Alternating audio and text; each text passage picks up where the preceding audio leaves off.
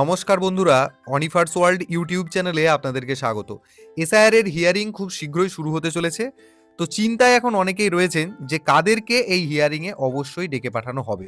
তো দেখুন, এই হিয়ারিং নিয়েই একটা আপডেট যেটা এসেছে সেটা আমি আপনাদের সাথে শেয়ার করছি একটু পরেই। কিন্তু নিশ্চিত হিয়ারিংয়ে ডাক কারা পাবেন?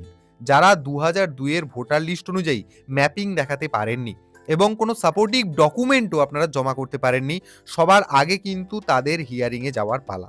তো সেই বিষয়ে বলা হচ্ছে, দেখুন হেডলাইনেই কিন্তু পরিষ্কার মোটামুটি, যে ফর্ম যথাযথ পূরণ করা হয়নি, জমা পড়েনি নথিও, শুনানিতে প্রথম ডাক সেই ভোটারদের।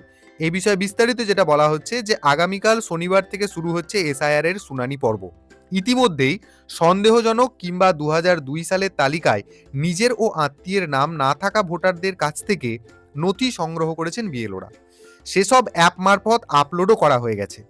5 দিনের মধ্যে সেই সব নথি খতিয়ে দেখার কাজ শেষ করতে হবে ইআরওদের। আগামী মঙ্গলবার শেষ হচ্ছে সেই সময়সীমা। শুনানি অবশ্য শুরু হয়ে যাবে তার আগেই। জানা যাচ্ছে যে সমস্ত ভোটার বিএলও মারফত নথি জমা দেননি, শুনানি পর্বের প্রথম দিকে ডেকে পাঠানো হবে তাদের। তাহলে এই জায়গাটা পরিষ্কার আপনাদের কাছে। বিএলও আপনাদের কাছে যে যে ডকুমেন্টসগুলি চেয়েছে তার মধ্যে থেকে যদি একটিও জমা করতে না পারেন, অতএব তাদের ক্ষেত্রে কিন্তু একদম শুনানির প্রথম পর্বে তাদের ডাক পড়বে। এমনকি এনিউমারেশন ফর্ম যারা যথাযথভাবে পূরণ করেননি তারাও হিয়ারিং এর ডাক পাবেন প্রথমেই। 2002 সালের তালিকায় নিজের বা কোনো আত্মীয়ের নাম নেই এমন ভোটারদের শুনানির সম্মুখীন হতে হবে।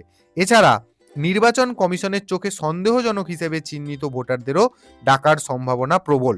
যদিও শেষ পর্যন্ত তাদের তলব করা হবে কি হবে না সে ব্যাপারে কিন্তু দ্বন্দ্ব রয়েছে, কারণ সন্দেহজনক ভোটারদের তালিকা আগে থেকেই পাঠানো হয়ে গেছে বিএলওদের কাছে এবং বলা হয়েছে যে সংশ্লিষ্ট ভোটারদের কাছ থেকে উপযুক্ত নথি দিয়ে নাম পদবীর গড়মিলের মতো সমস্যা বিএলও স্তরে মিটিয়ে ফেলতে হবে।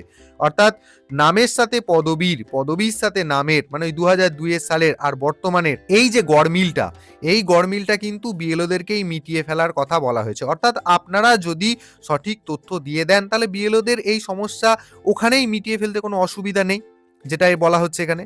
তো দ্রুত সেই সমস্যার সমাধান হয়ে গেলে তাদের শুনানিতে ডাকা নাও হতে পারে বলে খবর।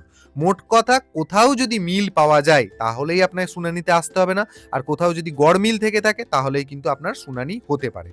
তো ইতিমধ্যেই ভোটারদের তরফে জমা পড়া নথি পরীক্ষার কাজ শুরু করে দিয়েছে ইয়েরা, ইত্যাদি ইত্যাদি। এসব মাইক্রো অবজারভার কিভাবে কি হবে হিয়ারিং সেই বিষয়ে এখানে বলা আছে। তো যাই হোক, এইটুকু রিপোর্টের মাধ্যমে যেটুকু বলার, যেটুকু আপনাদের বোঝার, নিশ্চয়ই আশা করি আপনারা বুঝতে পেরেছেন।